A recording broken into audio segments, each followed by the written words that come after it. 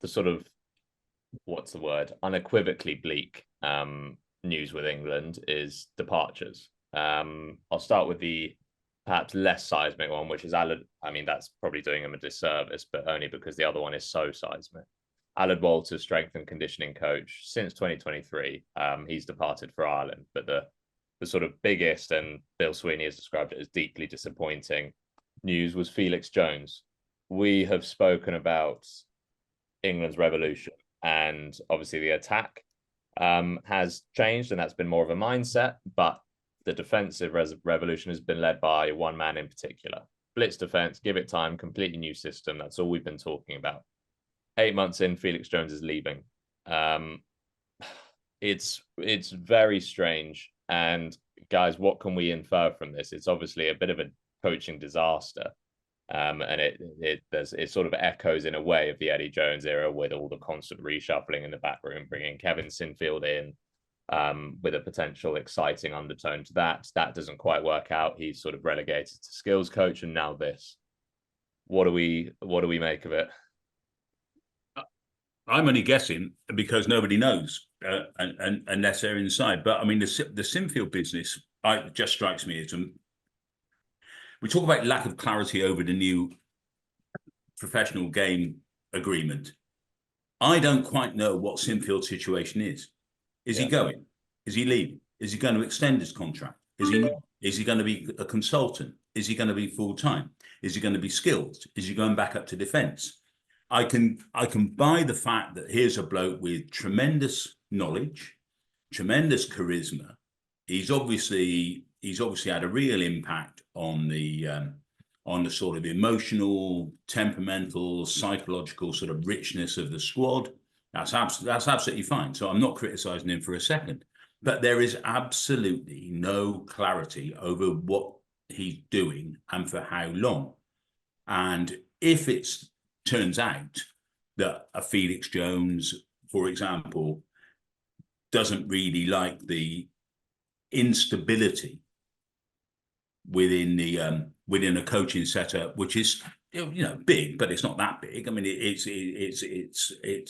if you have a designated role, but you're not sure whether the bloke down there is going to have a big part of it, a small part of it, is going to be the next man in, he's going to be the next man out. If you're trying to work closely with someone who you don't know really what they're doing and for what reason and for how long, that's quite difficult. So I think we could probably, if I was the RFU, I'd be saying this, I'd be coming to an agreement with Kevin Sinfield that they can announce publicly, this is his role, these are the circumstances under which he's employed, and this is how long we expect him to be here. And then everything fits around that in terms of the other personnel. I mean, I think that's a pretty good guess on your part there, Chewy. I mean, there has to be a personnel issue here between Felix Jones and somebody. He's not happy with something, is he? He's been spooked by lack of clarity. Is he responsible for this, that, or the other? Is he the top dog in this area, or has he got to, kowtow to somebody else? But as you say, we just don't know. I mean, it was a left field. It took the players by surprise, for sure. We assume it was a fairly happy tour in New Zealand. They did perhaps blow it a little bit retrospectively. They should have won that series, but there was no great calamity. There was no great downturn in performance. It was pretty good. So I don't think it's that. It must be a personnel issue. I would think so. And I would also say, I mean, we've just been speaking to Stuart Lancaster. Now, I was pretty much a supporter of a hell of a lot that Stuart did, with one or two notable exceptions. But I was quite a supporter. And one of the reasons I admired it is he brought some continuity to the setup. And he stuck with his, I mean, there was a little bit of faff around Andy Farrell in 2012 as to whether he was going to stay with England, stay with Saracens. Then he said he was going to come back. So he missed one tour, which is when they brought Mike Catt in. But basically, right the way through that World Cup cycle, I know it didn't end very well, but right the way through that cycle, where they had some good results as well as some disappointing ones, that team was solid. That everyone knew exactly what they were doing, who was doing the job, and what part of it they were doing. Graham Rantry was always there. Stuart was always there. Andy Farrell, Mike Catt. Those were the people. And ever since then, It's just been, I mean, it's unbelievable. It's like bloody Stalin's pure Politburo. People go down the tubes every 3 minutes, and they're sort of airbrushed out of history. I mean, who could name the people who served under Eddie Jones? Who could name a list? I mean, it would take you too long. Yeah. It's been absolute carnage.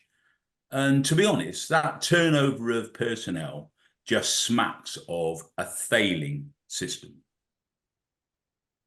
Yeah, You have to systemic. agree, and I know obviously listeners will have their opinions, but I'm not sure I'm not sure there is an opinion to have here. This is worrying. It is very, very worrying, and worrying because it's so clearly an issue that the departer has had.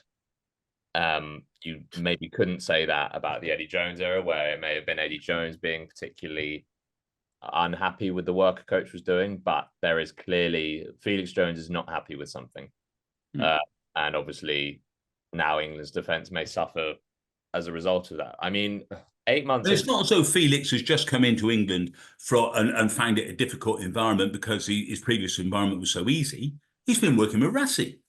I mean, and the South African job brings a whole batch of pressures, of which English coaches or England coaches would never experience. They're simply unaware. So it's not as though he's got out of bed and found himself lying on a hard floor. There is something particular going on around the England camp on the coaching side, which has bred this level of instability. And as we established with Stuart earlier on, continuity and stability are really quite important. Yeah. And we also don't know when Felix Jones is leaving. No, this 12-month working out period. I mean, he can't stay on. He might, contractually, the RFU could oblige him to work the next 12 months, but that doesn't work. Doesn't work. He has to go now. You know that. You have to want to be there.